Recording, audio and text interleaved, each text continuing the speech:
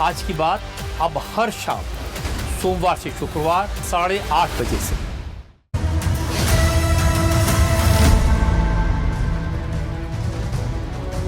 नमस्कार, आप देख रहे हैं इंडिया टीवी। आपके साथ मैं हूं मीनाक्षी जोशी। नमस्कार, आपके साथ मैं हूं दीपिका यादव। इस वक्त की बड़ी खबर आपको बता दें, 4 साल बाद उद्धव ठाकरे की पार्टी पर फिर से टूट का खतरा मंडरा रहा है। ऑपरेशन टाइगर इस वक्त फुल स्पीड में चल रहा है। सारी सियासी गतिविधियां मुंबई से दिल्ली शिफ्ट हो चुकी हैं। ताजा खबर यह है कि किसी भी बागी सांसदों की लोकसभा स्पीकर ओम बिरला के साथ मुलाकात हो सकती है। उद्धव गुट के बागी सांसदों ने स्पीकर से मिलने का वक्त मांगा है। लोकसभा स्पीकर उदयपुर से कल रात ही दिल्ली लौटे हैं और उनके साथ उद्धव गुट के बागी सांसदों की इस वक्त प्रेस कॉन्फ्रेंस की तस्वीर आपको पहले दिखाते हैं। खबरें आती है तो ये लोगों ने उनका खंडन करना चाहिए भाई। ये इसमें और मैं फिर एक बात कहता हूं, अब उनको नहीं छोड़ेंगे। अगर कोई है उसमें से ऐसा कोई करता है तो अब महाराष्ट्र की जनता एक बार चुप बैठी। अब जनता चुप नहीं बैठेगी, मैं आपको बता रहा हूं। तो इस वक्त की बड़ी खबर आपको बता दें, संजय राउत की प्रेस कॉन्फ्रेंस आप सुन रहे थे। यूबीजी के सांसदों को खरीदने की कोशिश हुई। हर सांसद को 15 करोड़ का एडवांस हमारे वोटर्स ने आपको चुनकर दिया है। आप कौन है?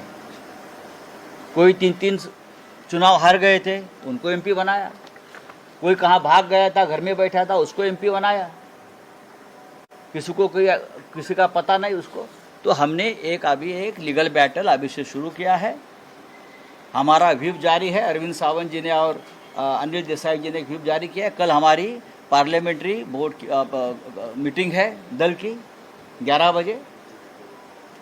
ओम बिरला जी को भी हमारे अरविंद सावंत जी ने लेटर लिखा है, वो भी आप समझ लीजिए।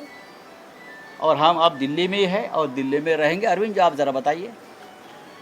पहली बात तो आदरणीय संजय राउत साहब ने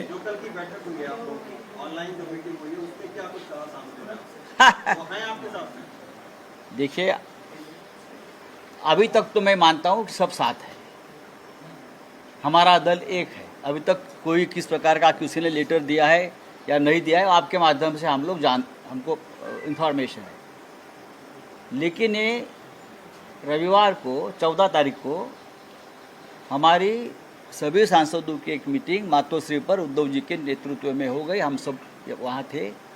वहाँ हमारे 4 सांसद प्रत्यक्ष अरविंद जी थे, अनिल जी थे, राजा भाऊ वाजे नासिक से थे और मुंबई से संजय दिना पाटिल थे।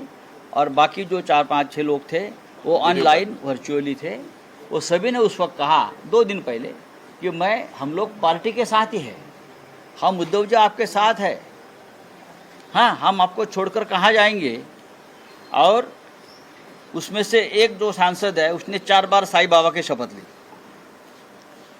एक ने माता भवानी की शपथ ली, एक ने माँ और बेटी की शपथ ली, हाँ, एक ने बार बार अपने माँ की शपथ ली। और उसके बावजूद अगर कोई साईं बाबा, माता भवानी, माँ की शपथ लेकर भी कोई शिवसेना जैसी अपने माँ से बेईमानी करना चाहते, शिवसेना माँ है हम सबकी, बेईमानी करना चाहते तो हम उनको छोड़ेंगे नहीं। जो चाहे वो कर लीजिए। हाँ, दूसरी बात है कि ये सब लोग शिवसेना पार्टी के मशाल चिन्ह के ऊपर चुनकर आए हैं। हाँ, उद्धव बाला साहब ठाकरे ये पार्टी है। मोदी जी के चेहरे पर नहीं या शिंदे जी के चेहरे पर नहीं सुनकर आए हैं। ये उद्धव बाला साहब ठाकरे जी और बाला साहब ठाकरे जी के चेहरे पर लोगों ने उनको वोट दिया है। अगर कोई बेईमानी करता है तो याद रखिए, 15-15 करोड़ कल रात को दिया, पैसा पहुंच गया, ऐसा मुझे इन्फॉर्मेशन है। और बाद में चार्टर फ्लैट में बैठे, पहले पैसा हाथ में दे दो, वो पैसा लिया है लोगों ने, और बाद में चार्टर फ्लाइट दिया। नांदेड़ से, पुणे से, 3 जगह से चार्टर फ्लाइट छोड़े। कितने लोगों को दिया गया? हाँ, वो आ जाएगा।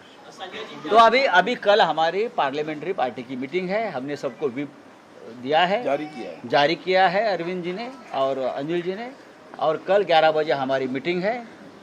मीटिंग के बाद हम तय करेंगे। लोकसभा स्पीकर को पार्टी के तरफ से एक खत लिखा है अरविंद जी ने, गट नेता है, तो उनके बाद हम देखेंगे। अरविंद जी जरा बताइए। बात ऐसी है की नाही खरं बघा, नाही आता तुम्ही जरा अरविंद सावंत काय म्हणतायत किंवा अनिल देसाई काय म्हणतात ते समजून घ्या। खरं म्हणजे राजाभाऊ वाजेंचं खास कौतुक आणि अभिनंदन केलं पाहिजे। ते पहिल्या दिवसापासून एकच सांगतायत की मी उद्धव बाळासाहेब ठाकरे यांच्याबरोबरच आहे। आता ते ट्रेनमधनं उतरले, राजधानी एक्सप्रेसमधून, मीडिया त्यांच्या कंपार्टमेंटमध्ये घुसला, तिथे त्यांचं तेच वाक्य होतं। याला आम्ही निष्ठा म्हणतो, श्रद्धा म्हणतो। अहो खासदार का आमदार का येतात आणि जातात। आज आम्ही खासदारात उद्या नसू, पण या पक्षाने आम्हाला आतापर्यंत जे दिलेलं आहे ना ते आम्हाला विसरता येणार नाही। बाळासाहेब ठाकरेंनी आम्हाला मुलासारखं वाढवलं सगळ्यांना। हां, उद्धव ठाकरेंनी आमच्यावरती सातत्यानं भावासारखं प्रेम केलं। हे साले भोसडीचे लोक कोण जात आहेत हे नहीं, डोंट कट, ये कट मत करना। हाँ, ये लोग जो है बेईमान लोग हैं, ये बेईमान है और बेईमानी उनके खून में है, ऐसा अब लगने लगा है। मैं किसी पार्टी का और किसी व्यक्ति का नाम नहीं ले रहा। एकनाथ शिंदे दिल्लीमध्ये आहेत आणि हे 6 खासदारही दिल्लीत आहेत असं कळतंय। ओम बिर्ला लोकसभा अध्यक्ष यांची भेट घेतली जाईल आणि शक्यता नाही घेऊ द्या। अमित शहा यांची भेट बघा सध्याच्या लोकशाही व्यवस्थेमध्ये सुप्रीम कोर्ट, निवडणूक आयोग, लोकसभा अध्यक्ष यांची काय हैसियत आपल्याला माहिती आहे। अरविंद जी आप बताइए। या संदर्भातलं एक महत्वाचं सांगणं आवश्यक आहे की एक बात ऐसी है अभी कि लोकसभा में स्पीकर की क्या हैसियत है हम सबको पता है। आपने सारी बातें बताई हैं। अब रहा मुद्दा, आप जानते हो कि शिवसेना पार्टी की तरफ से सुप्रीम कोर्ट में भी एक केस जारी है, आज तक चल रहे। हमारे अनिल देसाई उसमें ज़्यादा बात करेंगे उसके ऊपर। बात ऐसी है कि ये सारी जो चीज़ें चल रही है, कोई तो हमसे मिलकर या आदरणीय उद्धव साहब से मिलकर तो कुछ नहीं कर रहा। ये आपके माध्यम से हमारे पास खबरें आ रही है। किसी ने भी नहीं कहा, जो अभी उन्होंने जिक्र की कि 14 तारीख को जो मीटिंग हुई, हम तो 4 तो मौजूद ही थे वहाँ, 5वें हमारे ये खुद राज्यसभा के सांसद थे तो वो भी वहाँ हमारे नेतागण के उपस्थित थे। बाकी 4 लोग हमारे वीडियो कॉन्फ्रेंस में, किसी ने नहीं कहा। अब ये मीडिया में बात फैला भी, जैसे इन्होंने कहा 6 लोग आ गए तो हमारे पीछे लगने से पहले 6 लोगों की तस्वीर तो बताओ, जाओ किधर है वो ढूंढ के तो बताओ कहाँ 6 लोग हैं। हम तो सामने खड़े बैठे हैं, लेकिन ये झूठ जो चल रहा है उसके ऊपर हमें फिर सावधानी बरती है। क्योंकि पिछली बार हमने, कल भी हमारे आदरणीय आदित्य जी ठाकरे युवा नेता ने कहा कि हम पूरे विश्वास के साथ चलते हैं। हमारा आज भी विश्वास है, हमारे सांसद सब हमारे साथ है। किसी ने भी हिम्मत करके नहीं कहा कि हम छोड़ रहे हैं। लेकिन जो बातें चल रही है उसको देखकर थोड़ी सावधानी बरतने की बात है। क्योंकि कानूनन जो व्यवस्था है, संविधान के तहत जो आर्टिकल 10 है, उसके तहत कल भी जो तृणमूल कांग्रेस के साथ में हुआ है, वो देखकर लग रहा है कि बराबर ये सही नहीं चल रहा है। पार्टी विलीन होना है, व्यक्ति नहीं विलीन होता है, न ग्रुप विलीन होता है, उसके ऊपर भी एक बहस चल रही है। हमारी पार्टी वहां तो है। अब रही बात इसके बारे में, हमने आदरणीय हमारे ओम बिरला जी जो अध्यक्ष है हमारी लोकसभा के, उनकी पहले एक चिट्ठी लिखी है। उस चिट्ठी में लिखा है जो कुछ भी होगा वो संविधान के तहत जो कलम है, ऐसे कोई भी आएगा। किसी ने आपके सामने स्वाक्षरी की है कि मैं जा रहा हूं, या तो सामने खड़ा है वो तो बताओ। ये जो बाजार चल रहा है पूरे देश में, संविधान की धज्जी रोजाना उड़ाई जा रही है। लोग जनतंत्र में बाजार बना के रखा है पूरे देश में। देखो कहीं से भी कोई खरीद लेता है। कल इल्जाम लगा रहे हो आप कि भ्रष्टाचारी है और दूसरे दिन उसको आप मुख्यमंत्री बनाते हो। तो आप लोगों को भी लगनी चाहिए, चौथे स्तंभ को भी, कि आपकी ताकत क्या रही, आपकी ताकत क्या रही।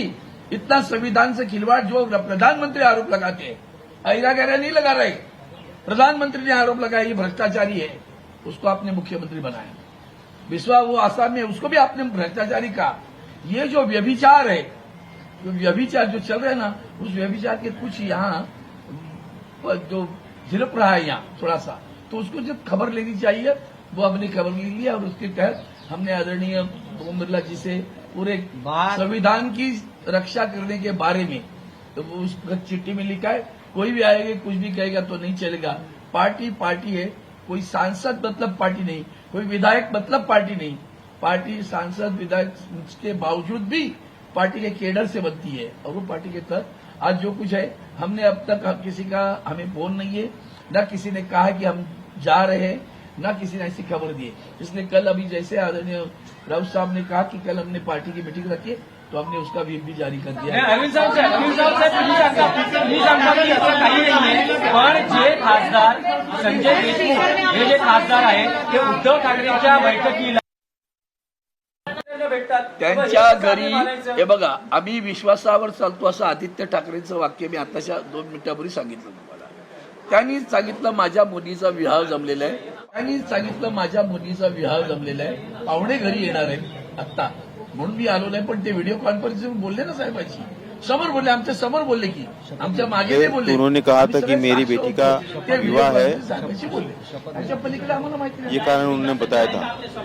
नहीं आता उसमें भारत तासात असं काय घडतं, अब आगे क्या होगा हमें नहीं पता। मुंबईत येऊ शकत नाहीत, पण ते दिल्लीत येतात आणि केंद्रीय मंत्र्यांना भेटतात। नाही सांगतो आता ह्याच्यामध्ये जो कायदेशीर बाजू आहे, फिर 4 ये घंटे में सोपं ऐसा नहीं क्या है हो गया प्रकरण, कि परत वो सांगतो। हाँ। मातोश्री ने जाते हुए दिल्ली में आकर कोणाला केंद्रीय वाटत मंत्री से असेल मिलती है। की आम्ही 4-5 लोक एकत्र जमलो, पैसे घेतले असतील कोणी, काय व्यवहार संजय केले राउत कह असतील, रहे कि किसी को लगता कोणी होगा कि हम मेडिकल 4-5 कॉलेज घेतलंय, लोग कोणी अमुक काय घेतलंय। को मिल हाँ। एक साथ बैठ गए, एवढं सोपं किसी नाही, ने त्याला पैसे खूप लिया मोठी होगा, कायदेशीर लढाई याच्यामध्ये किसी ने होती। मेडिकल कॉलेज या और कोई मला लाभ असं लिया होगा। वाटतं आमच्यापेक्षा जास्त अनिल देसाई सांगू शकतो। इस पूरे मामले में एक कानूनी लड़ाई लड़ी जाएगी। नहीं बारे अनिल में- देसाई की बात कर, अनिल देसाई आपको बताएंगे। मैं बोल रहा हूँ। सांसदों के साथ में भी बात हुई। सांसदों के साथ जब बात होती है तो कहते हैं हम आप ही के साथ हैं। जैसे पिछली बार जो मीटिंग हुई 14 तारीख को, उसमें आदरणीय संजय जी ने और अरविंद सावंत जी ने कहा, उस तरह से सब बातें आपके सामने हैं।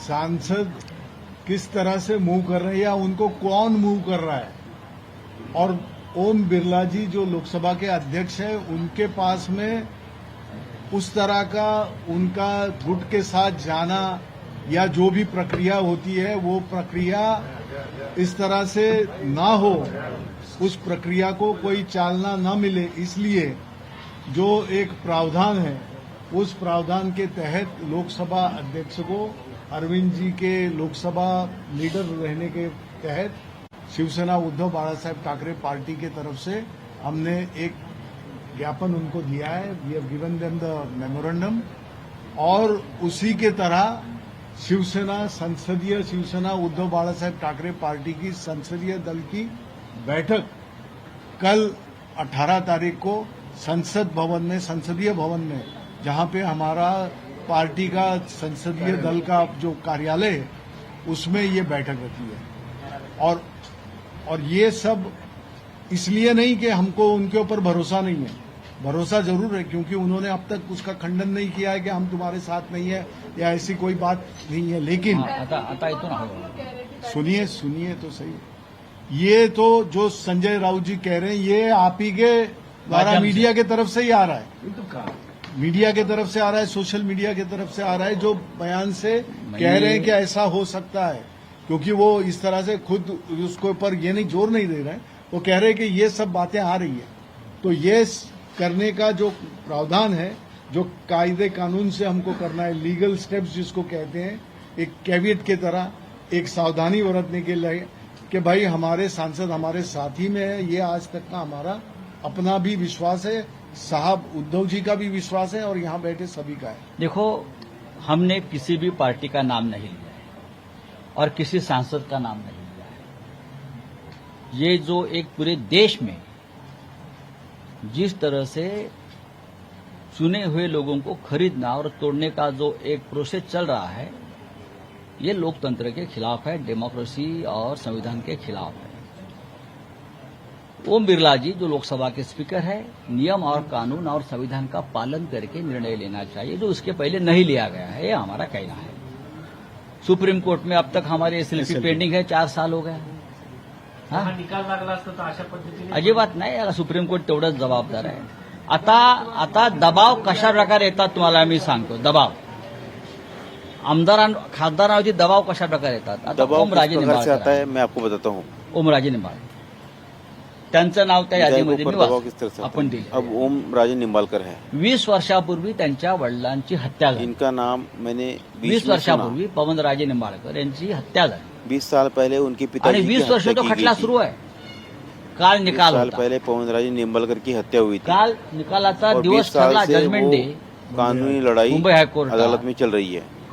आता आमच्यापर्यंत अशी माहिती कल आहे इस पर जजमेंट डे की तय हुआ था। पवनराजे निंबाळकरांवरती दबाव असा आहे अब आपलं हमें हमारे पास जो ओमराजेवरती. जानकारी मिल रही है कि तुमच्या बाजूने निकाल हवा असेल तर आमच्या ओमराजे के गटामध्ये ऊपर सांगा. दबाव इस प्रकार है कि आम्ही तुम्हाला हवा तसा निकाल कि देऊ. अगर आपके काय पिताजी के ऐकून खून घ्या के परत. मामले में एका आपके खुनाचा पाली में निकाल अगर आहे. फैसला डालना दोन है तो खून आप आहेत. हमारे साथ आ जाइए। पवनराजे आणि त्यांचा ड्रायव्हर देखिए मुस्लिम खून ड्राइवर का है. मामला है, 20 साल बाद 2 खून हुए थे, फैसले पवन की राजे घड़ी और कल आ उनके गई. ड्राइवर। 20 साल बाद और पवन राजे 20 को साल बताया बाद। गया अगर ओम तुम्हारे फैसले ओम की राजे घड़ी को कल बताया आई। गया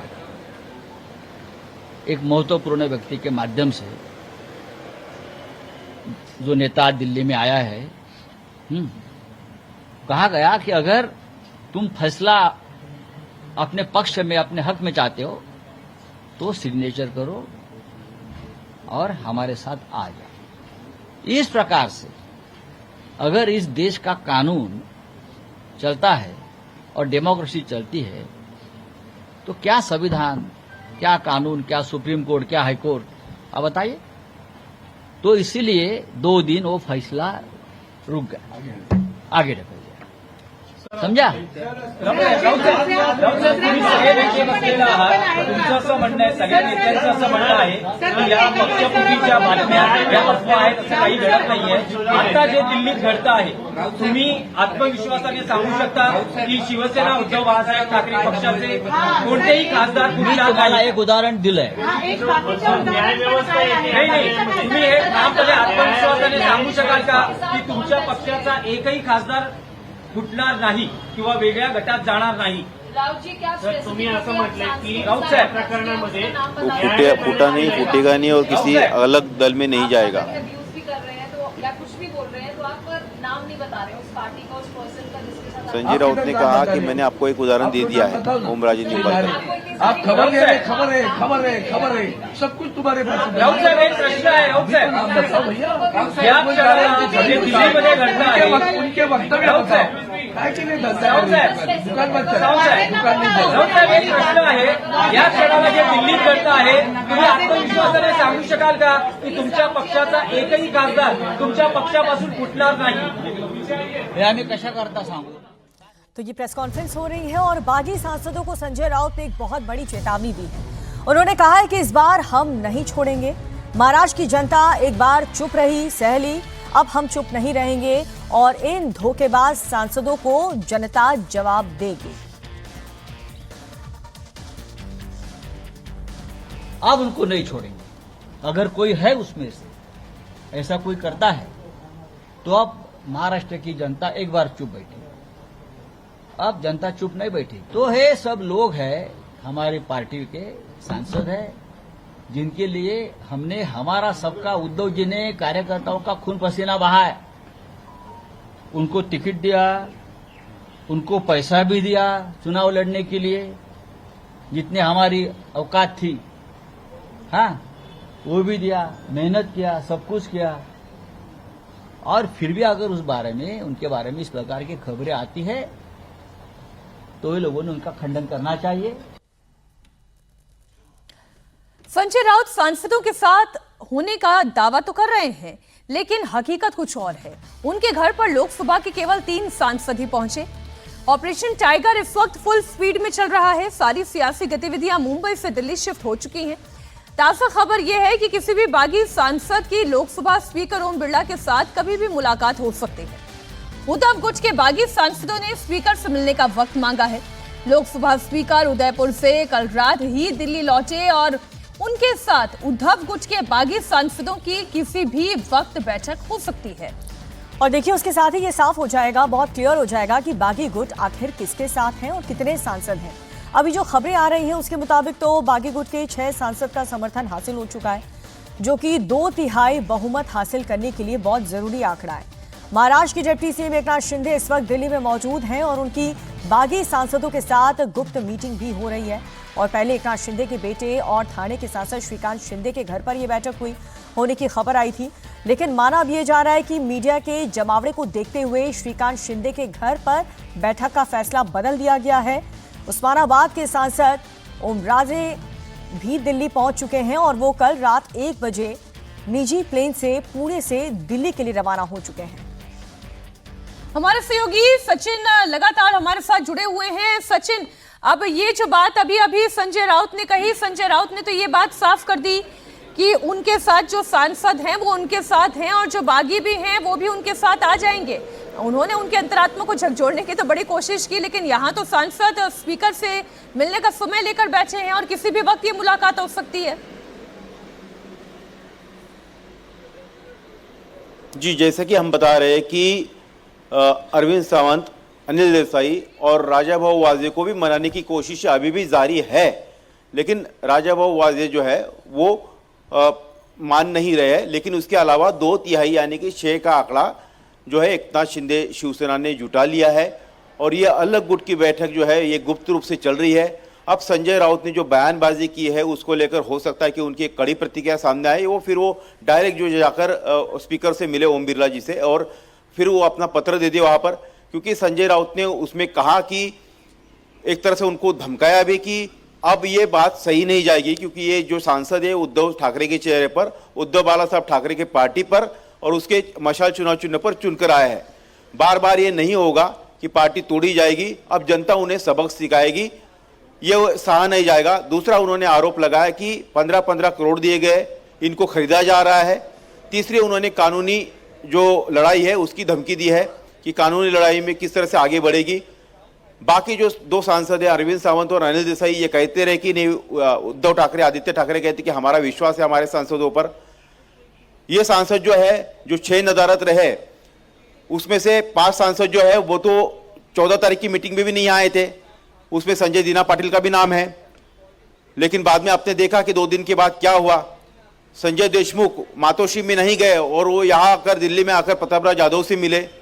तो कहीं ना कहीं ये सांसद क्या कर रहे हैं, इनकी भनक उद्धव ठाकरे उनके नेताओं को है, इसलिए उन्होंने व्हिप भी निकाला है।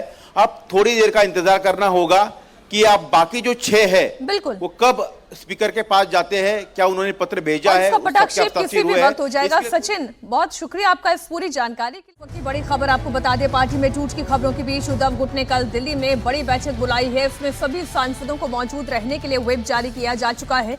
जो सांसद बैठक में नहीं आएंगे उनके खिलाफ पार्टी अनुशासन की कार्रवाई कर सकती है। ये बैठक कल सुबह 11 बजे बुलाई गई है। उद्धव गुट के कुल सांसदों की संख्या 9 है, जिनमें 3 सांसद संजय राउत के घर प्रेस कॉन्फ्रेंस के लिए पहुंचे हैं। बाकी 6 के बारे में खबर है कि वो बागी हो चुके हैं। तो ये बड़ी खबर आपको बता रहे हैं। इससे पहले प्रेस कॉन्फ्रेंस में संजय राउत ने, क्योंकि जब जब बात मातोश्री पर आती है संकट की, तो संजय राउत खुल करके सामने आते हैं, संकट मोचन की तरह काम करते हैं। लेकिन इस बार वो कितने सफल हो पाएंगे ये देखना होगा, क्योंकि पिछली बार जब नाराजगी थी तब ये था कि शिवसेना उद्धव गुट, शिवसेना कैसे कांग्रेस के साथ अलायंस करती है, तो सांसदों की यहाँ पर वो नाराजगी थी। लेकिन इस बार जो नाराजगी है सांसदों की, उस नाराजगी को दूर नहीं किया गया। सांसद तमाम ये शिकायत करते रहे, ये आरोप लगाते रहे कि हमारी बात मातोश्री तक पहुंचने में बहुत हमें तकलीफों का सामना करना पड़ता है, आलाकमान हमारी बात नहीं सुन पाते। उद्धव ठाकरे गुट में टूट से जुड़ी हुई बड़ी खबर, अब से थोड़ी देर में बागियों से मिल सकते हैं स्पीकर। लोकसभा स्पीकर अपने घर से निकल चुके हैं, थोड़ी देर में दफ्तर में उनसे मुलाकात होगी।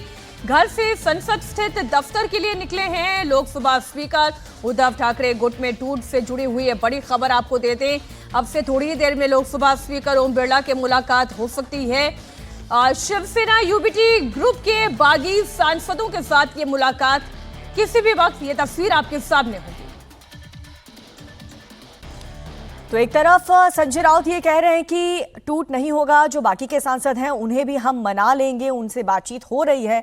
लेकिन अभी फिलहाल जो खबर मिल रही है, लोकसभा स्पीकर अपने घर से निकल चुके हैं और संसद से दफ्तर के लिए वो निकले हैं और तमाम वो जो सांसद हैं उनसे मुलाकात करेंगे, बातचीत उनकी होगी। हमारे सहयोगी सचिन चौधरी इस वक्त जुड़े हुए हैं, अनामिका गौड़ भी हमारे साथ मौजूद हैं। सचिन, तो अभी जो खबर आई है, लोकसभा स्पीकर ओम बिरला निकल चुके अपने घर से दफ्तर के लिए, उद्धव ठाकरे के सबसे करीबी सांसद जो हैं वो 3 कौन से हैं वो दिखाई दे रहे हैं। अरविंद सावंत हैं, अनिल देसाई हैं और इसके अलावा वाजे हैं। तो क्या इसके अलावा जितने सांसद हैं अब ये मानकर चलें, ये आज बैठक करेंगे, अपनी बगावत अब प्रत्यक्ष रूप से सिद्ध कर देंगे? सचिन, देखिए इसके लिए अभी थोड़ी देर का इंतजार करना होगा। लोकसभा के जो स्पीकर है ओम बिरला, वो अपने दफ्तर पहुंच रहे हैं और अभी ये तो क्लियर हो गया है कि उद्धव ठाकरे गुट के प्रेस कॉन्फ्रेंस में कितने सांसद आए। हो सकता है कि जो सांसद जैसे कि राजाभाऊ वाजे से अभी भी संपर्क करने की कोशिश की जा रही है, लेकिन अगर वो नहीं भी आते हैं तो 2/3 यानी कि 6 का आंकड़ा शिंदे शिवसेना का दावा है कि उनके पास है। उनकी गुप्त बैठक चल रही है और किसी भी वक्त एक लेटर जा सकता है, वो सांसद वहाँ पर मिलने के लिए जा सकते हैं। तो थोड़ी देर हमें इंतज़ार करना होगा, उसके बाद ये पिक्चर पूरी क्लियर होगी। लेकिन कहीं ना कहीं ये पूरी तरह से संकेत है कि इस ऑपरेशन को आज अंजाम दे दिया जाएगा। बिल्कुल सचिन, आप बने रहिए हमारे साथ। अनामिका गौड़ भी हमारे साथ बनी हुई है। अनामिका, लोकसभा स्पीकर के घर के बाहर आपकी मौजूदगी है, वहां से क्या लेटेस्ट अपडेट्स मिल पा रहा है? क्योंकि मान्यता मिल जाए ऐसी जो बागी सांसद हैं उनकी यही कोशिश है आज लोकसभा स्पीकर से बातचीत करके। हाँ बिल्कुल, पहले ये उम्मीद की जा रही थी कि लोकसभा स्पीकर के घर पे बागी सांसदों की मुलाकात होगी, क्योंकि उन्हें फिजिकली आना है, वो लेटर देना है जिसमें उन सभी सांसदों के साइन होंगे, जिससे ये साबित हो जाएगा कि 2/3 बहुमत उनके पास है। लेकिन यहाँ से जो लोकसभा स्पीकर है ओम बिरला, वो अब पार्लियामेंट जा चुके हैं, अपने दफ्तर जा चुके हैं। यूबीटी की तरफ से भी आज स्पीकर से मिलने के लिए समय मांगा गया था, लेकिन क्योंकि 11 बजे की उम्मीद की जा रही थी कि उन्हें समय मिला है, लेकिन 11 बजे प्रेस कॉन्फ्रेंस हुई। अब ये उम्मीद की जा रही है कि जो यूबीटी के बागी और साथी सांसद है वो सभी पार्लियामेंट में लोकसभा स्पीकर से मुलाकात कर सकते हैं। इस वक्त की बड़ी खबर आपको बता दें, पार्टी में बगावत से जुड़ी हुई बड़ी खबर, उद्धव गुट आग बबूला है। संजय राउत बागी सांसदों के लिए गाली गलौज कर रहे हैं। बड़ी खबर आपको दे दें, संजय राउत ने बागी सांसदों को बकायदा गाली दी और फिर उस वक्त जो वहां पर पत्रकार मौजूद थे उन्होंने अपनी असहजता दिखाई। संजय राउत ने बिना वक्त गवाए क्या बोला कि नहीं, इसको काटना नहीं है, इसे एडिट मत करना, सबको सुनाना।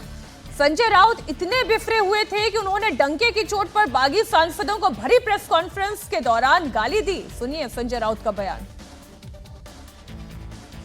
उद्धव ठाकरेंनी आमच्यावरती सातत्यानं भावासारखं प्रेम केलं, हे लोक कोण जात आहेत हे नाही, डोंट कट, हे कट मत करणार।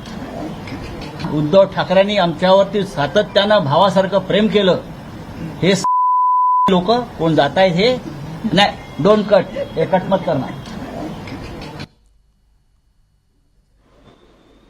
गिरी ज्याला शिवसैनिकाच्या भाषेत म्हणतात, हा नादानपणा म्हणतात का, ही जी डरपोकगिरी ज्याला शिवसैनिकाच्या भाषेत म्हणतात, हा नादानपणा म्हणतात।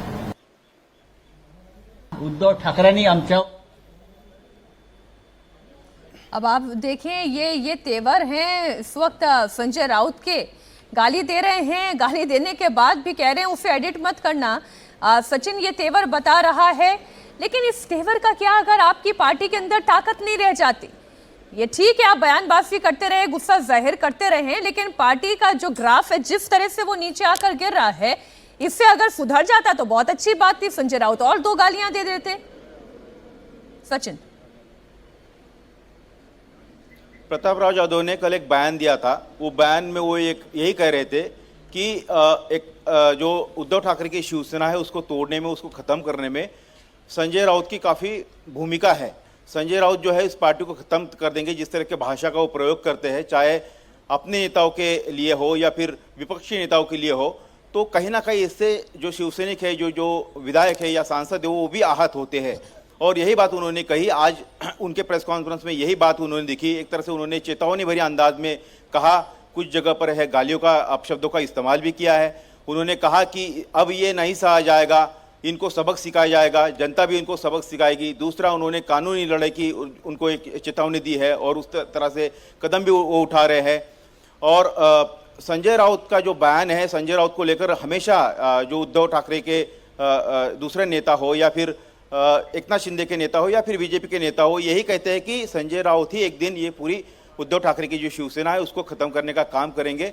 और कहीं ना कहीं अगर ये ऑपरेशन अब अमल में आ जाता है तो कहीं ना कहीं इस बात को भी लोग उठाएंगे, बोलेंगे कि हाँ, ये संजय राउत की जिम्मेदारी इस पार्टी को नहीं आई है। इसका कारण है कि उनको भी पता है कि कुछ सांसद जो है वो हमारे संपर्क से बाहर है, वो एकनाथ शिंदे के संपर्क में है, और ये जो कह रहे हैं कि 50 जो है करोड़ की ऑफर की गई है, 15 जो करोड़ है उनको एडवांस में दिए गए हैं, तो ये सांसद जो है ये इस बात को जब ये अगर अलग गुट बनाते तो इस कदम को वो उठाएंगे कि हमारे ऊपर विश्वास नहीं था, हम पहले से कह रहे थे कि हम तो उद्धव ठाकरे जी के साथ थे, लेकिन इस तरह से हमारे ऊपर अगर कोई अपशब्द कहेगा, हमें धमकियां देगा, हमें चेतावनी देगा, हमारे ऊपर इस तरह से आरोप लगाएगा तो हमारे पास क्या विकल्प बनता है। तो कहीं ना कहीं उनको एक मुद्दा जो है बना बनाया वो संजय राउत के बयान से मिलता हुआ भी दिखाई दे रहा है। अब थोड़ी देर में इंतजार करना होगा कि आखिर कब ये फैसले की घड़ी आती है, कब वहां पर स्पीकर को मिला जाता है और कब लेटर दिया जाता है। लेकिन उनके बयान से, उनके प्रेस कॉन्फ्रेंस से एक बात तो तय है कि जिस तरह से वो बौखलाहट देखी, उनको भली भांति पता है कि पार्टी में फूट होने वाली है। जी सचिन, आप बने रहे हमारे साथ। एक बार फिर अनामिका जरा जानकारी दें, क्या वहां पे कोई हलचल होनी शुरू हुई है, होने वाली है, क्या अपडेट आपके पास? बिल्कुल, लोकसभा स्पीकर पार्लियामेंट पहुंच चुके हैं, वो अभी अपने दफ्तर में मौजूद है और उम्मीद की जा रही है कि दोनों जो यूपीटी के साथी सांसद हैं और जो बागी सांसद हैं उन दोनों को समय दिया जाएगा, क्योंकि आज मीटिंग के लिए कहा भी गया था। लेकिन ये मीटिंग कब होगी, क्योंकि पहले कहा जा रहा था कि घर पे मीटिंग होगी, जो 6 सांसद हैं वो घर पे आएंगे, चिट्ठी लेके आएंगे, अपने 2/3 बहुमत को साबित करेंगे, लेकिन ये मीटिंग घर पे नहीं हुई। अब उम्मीद की जा रही है कि थोड़ी देर में पार्लियामेंट से एक तस्वीर आ सकती है जो ये साफ कर देगी कि ये टूट कितनी बड़ी है, और जो टूट की बातें कही जा रही हैं वो प्रेस कॉन्फ्रेंस में भी दिखाई दी, क्योंकि केवल 3 ही सांसद पीसी में मौजूद थे, प्रेस कॉन्फ्रेंस में मौजूद थे। ऐसे में ये 6 सांसद कहाँ हैं, क्योंकि कल से इन्हें संपर्क करने की भी कोशिश की जा रही है। दिल्ली में सभी सांसद के घर हैं, हम उनके घर में गए, लेकिन कोई भी सांसद अपने घर में मौजूद नहीं था। तो ये उम्मीद की जा रही है कि संजय यादव जो है वो बागी सांसदों के गुट को लीड कर रहे हैं और वही उन्हें बिल्कुल अनामिका, और जिस भाषा का इस्तेमाल यहाँ पर संजय राउत प्रेस कॉन्फ्रेंस में करते हुए नजर आए, उससे ये अंदाजा लगाया जा सकता है कि पार्टी में रहते हुए इन सांसदों को क्या रिस्पेक्ट मिलती होगी, उनकी कितनी सुनी जाती होगी। बहुत बहुत शुक्रिया सचिन आपका और अनामिका आप दोनों का। अब बात अयोध्या राम मंदिर में चढ़ावा चोरी की, जिसकी जांच एफआईटी ने तेज कर दी है। मामले में एफआईटी मंदिर से जुड़े हुए लोगों से लगातार पूछताछ में जुटी है। आज एफआईटी की जांच का तीसरा दिन है। एफआईटी की टीम मंदिर के सीसीटीवी खंगाल रही है। एफआईटी ने ट्रस्ट के महासचिव चंपत राय समेत कई लोगों से एफआईटी ने मंगलवार को पूछताछ की। सूत्रों के मुताबिक राम मंदिर में चढ़ावे की गिनती करने वाले 5 से 6 कर्मचारियों के मनी ट्रेल खंगाले जा रहे हैं। जानकारी के मुताबिक जिस दान पात्र से 5 से 6 लाख रुपए निकलते थे, उनमें चोरी के बाद 2 से 3 लाख रुपए ही निकल पा रहे थे। इसलिए एफआईटी सभी कर्मचारियों के ट्रांजैक्शन डिटेल्स निकाल रही है। साथ ही उनकी तरफ से किए गए बड़े खर्चे की भी जांच हो रही है। और दूसरी तरफ ये देखिए कि मामले में राम जन्मभूमि थाने में 3 शिकायतें दर्ज करवाई गई हैं और एसआईटी इस पूरे मामले को लीड करते हुए इस पर गहनता से जांच कर रही है। राम मंदिर चंदा चोरी मामले में किस किस का क्या क्या रोल है वो आपको बता दें। चढ़ावा चोरी में कितने किरदार शामिल थे और किसकी क्या जिम्मेदारी थी, एसआईटी ये सब कुछ पता लगा रही है। 10 या फिर 20 नहीं बल्कि 40 से ज्यादा कर्मचारी एसआईटी के रडार पर हैं और ट्रस्ट से जुड़े पदाधिकारियों और सेवादारों से लगातार एसआईटी की टीम पूछताछ कर रही है। मामले में अब तक 3 शिकायतें अयोध्या के राम जन्मभूमि थाने में दर्ज करवाई गई हैं। करणी सेना और कांग्रेस ने चढ़ावा चोरी के मामले में जांच की तहरीर दी है, जबकि तीसरी शिकायत धर्म सेना के संस्थापक संतोष दुबे की तरफ से दी गई है। 7 करोड़ रुपए तो केवल सामने आया है, बाकी और भी चोरी हुई, लंबी चोरी हुई है। उसी के लिए मैं थाने में आया हूं कि ये जो एसआईटी की जांच हो रही है गंभीर विषय नहीं है। गंभीर विषय यह है कि ये चारों चोर सामने हैं। अनिल मिश्रा, चंपत राय, टिन्नू यादव, गोपाल राव, ये चारों चोर सामने हैं। जिस तरह राम जन्मभूमि के लिए आंदोलन हुआ था, उस तरह राम जन्मभूमि के चोरों के खिलाफ आंदोलन होगा। इन्होंने सबसे बड़ा अपराध किया, इस देश का सबसे घिनौना अपराध है, जिन्होंने 150 करोड़ हिंदुओं की उनकी आध्यात्मिक उन्नति का रोड़ा बन करके यज्ञ का परिश्रम का भाग यानी धर्म का भाग लूटा है। तो राम मंदिर चंदा चोरी के आरोपी टिन्नू यादव ने बाकायदा एक वीडियो भी जारी किया है और सफाई दी है। टिन्नू यादव ने यह बताया कि आखिर इतना पैसा उसके पास आया कहां से। मेरे पास इतना पैसा कहां से आया इसके बारे में बता रहा हूं। मैं संगठन का कार्य करते समय साइड से अपना ऑटो का कार्य भी करता था। ऑटो से 2 पैसा हमको प्राप्त होते थे। संगठन में जो हम कार्य करते थे उसको हमको मानधन मिलता था। ऑटो से जो हमको इनकम होती थी वो सब पैसा मैं इकट्ठा करके 2008 में हमने ये जमीन खरीदा। 2015-16 में हमने उस भवन का निर्माण कराया। 2019 में निर्णय आने के पहले हमारा मकान बन के तैयार हो गया था। हमारा आमदनी का जरिया था। आज हमारे ऊपर जो आरोप लग रहे हैं 50 करोड़ की संपत्ति वो सब निराधार है। जो हमारे ऊपर आरोप लगा रहे हैं लोग 50 करोड़ की संपत्ति है वो तो भगवान जान रहे हैं। सारा इन लोगों को सफाई देने का क्या मतलब है हमारा कि भगवान इनका निर्णय करेंगे।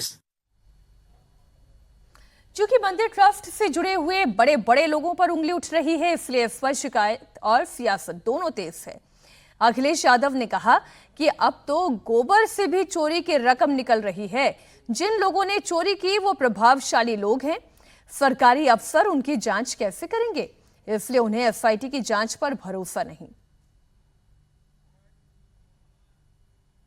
प्रभु श्री राम मर्यादा पुरुषोत्तम राम, उनको मानने वाले, उनके रास्ते पे चलने वाले बहुत दुखी हैं।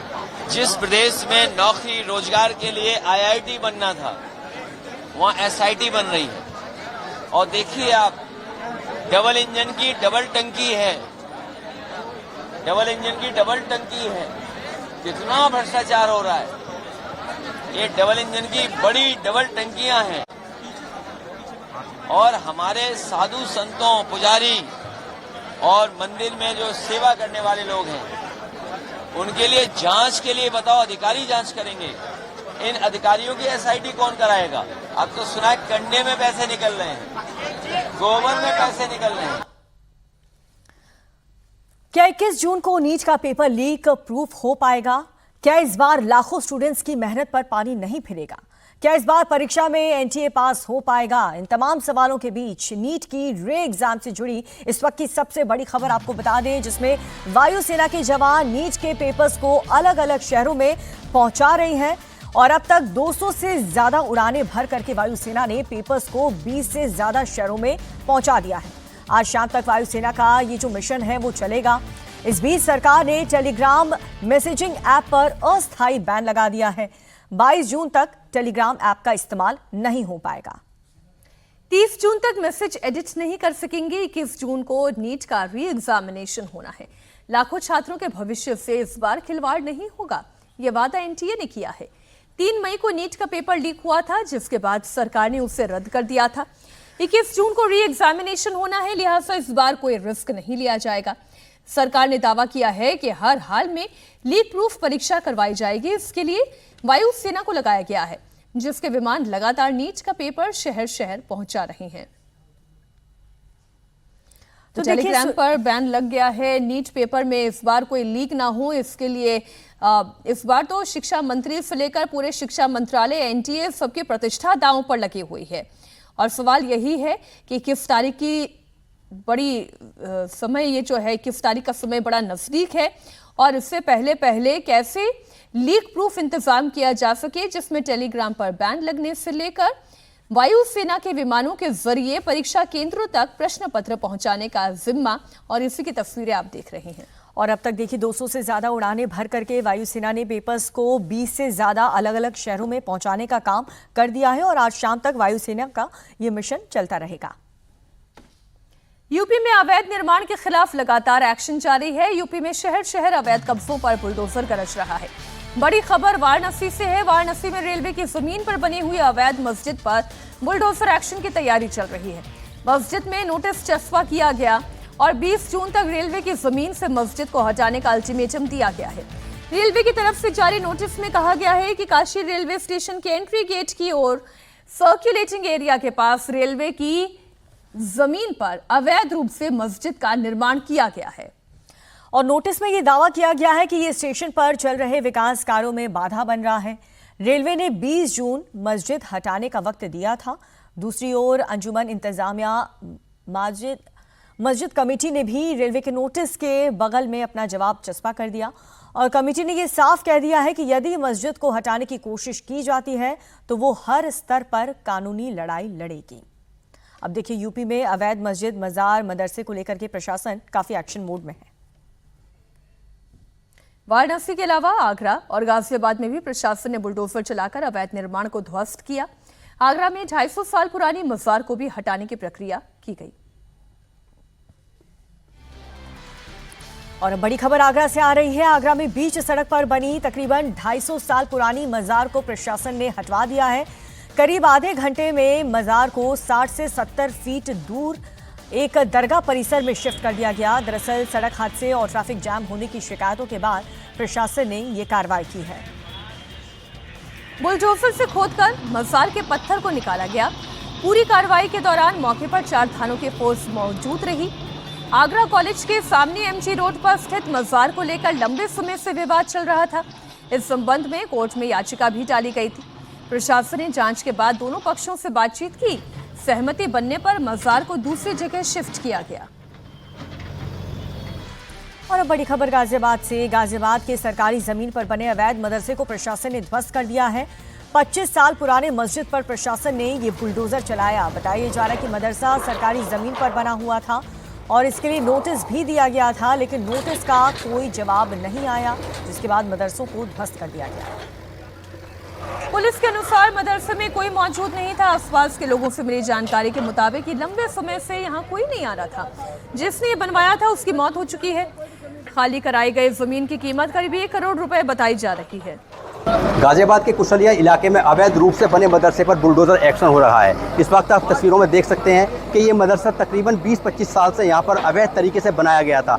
ये मदरसे को जो है आज यहाँ पर पूरी तरह से ध्वस्त किया जा रहा है। कई बार इस मदरसे को जो है नोटिस दिया गया था, जो उसके संचालक थे। फिलहाल ये मदरसा हालांकि संचालित नहीं हो रहा था। आप देख सकते हैं कि जो बुलडोजर है वो पूरी तरह से अपना काम कर रहा है। और ये जो मदरसा है, बताया जा रहा है कि जो ये ज़मीन थी वो जो गाँव का कूड़ा इकट्ठा होता है, जिन्हें खत्ते बोलते हैं, और उसके अलावा जो रास्ते की सरकारी ज़मीन थी उस पर अवैध तरीके से ये मदरसा बनाया गया था। 4-5 साल पहले तक ये मदरसा यहाँ पर संचालित भी होता था। इसके अलावा इलाके में किसी भी तरह की कोई घटना ना, उसको देखते हुए फोर्स को यहाँ पर तैनात किया गया है। बुलडोजर अपना पूरी तरह से काम कर रहा है। यहाँ पर जो एसडीएम सदर है उनसे भी बात करने की कोशिश करते हैं। सर, किस तरह की कार्रवाई यहाँ पर की जा रही है? देखिए, ये ग्राम कुशलिया में ये गाटा संख्या 1061 और 1067 है, जो कि खाद के गड्ढे और रास्ते की भूमि के रूप में राजस्व अभिलेखों में वर्णित है। तो हमने पाया कि यामीन पुत्र गनी के द्वारा यहाँ पर ये अवैध मदरसा निर्मित किया गया था, जिसकी हमने पैमाइश कराई और सभी विधिक कार्रवाई पूर्ण करने के उपरांत आज हमने ध्वस्तीकरण की कार्रवाई की है। अब खबर उत्तर प्रदेश के सहारनपुर से है, जहां बारातियों पर हमले का मामला सामने आया। बारातियों और स्थानीय लोगों के बीच कुछ कहासुनी हुई और फिर देखते ही देखते ये कहासुनी मारपीट में तब्दील हो गई। मारपीट के दौरान यहां पर अफरा तफरी भी मच गई। गुस्साए स्थानीय लोगों ने कारों में तोड़फोड़ कर दी। इससे 3 गाड़ियां क्षतिग्रस्त हो गईं। इस मारपीट में 7 लोगों के घायल होने की खबर है। मारपीट के आरोप में पुलिस ने 5 लोगों को गिरफ्तार किया है। ये विवाद कार का दरवाजा खोलने को लेकर हुआ। बारातियों की कारों पर हुए हमले से इस इलाके में सनसनी है। बनेगी सारी चीजें तो बना। और अब बड़ी खबर यूपी के गाजियाबाद से है, जहां पर एक सिरफिरे ने घर में घुसकर 2 बहनों को गोली मार दी है। बताया जा रहा है कि रिश्ता टूटने से वो काफी नाराज था, जिसके बाद उसे इस वारदात को अंजाम दिया। घटना के बाद से आरोपी जॉनी मौके से फरार है और पुलिस उसकी तलाश कर रही है। प्रत्यक्षदर्शियों के मुताबिक आरोपी करीब आधे घंटे तक गली में घूमकर रेकी करता रहा। इसके बाद वह घर के ऊपरी मंजिल पर पहुंचा। आरोपी जॉनी के हाथ में हथियार देखकर दोनों बहनों ने दरवाजा बंद कर लिया। आरोपी ने खिड़की का शीशा तोड़कर दोनों बहनों पर फायरिंग कर दी। गोली लगने की वजह से दोनों बहनें गंभीर रूप से घायल हो गई। उन्हें अस्पताल में भर्ती कराया गया। पुलिस आरोपी की तलाश कर रही है।